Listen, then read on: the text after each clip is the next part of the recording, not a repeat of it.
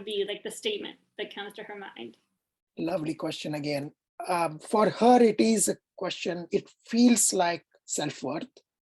And we try to tell her it has nothing to do with her as a person or her abilities.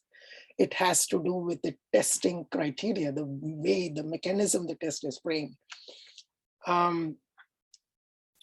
So I think, yeah, so I think that's the first problem, you know, is that you're telling her that's not true, right? It's not true, it has to do with your self-worth, you know, and I think you'll get further with her if instead of saying it's not true, say, just try to be curious. Okay, so if you don't do well on this test, like, what does that mean? What's the statement? Okay, I am worse than my peers. Okay, well, if that's true, what does that mean? I'm going to get a terrible job. Okay, what happens if you get a terrible job? I'm not going to be happy. You know, kind of really, really explore curiosity. There's a wonderful spiritual teacher. We can't really go too in depth, called Byron Katie. She has a whole line of questioning. You know, is that true? Is that true? But you really have to approach it with genuine curiosity, not with this ulterior motive to make her feel better about it.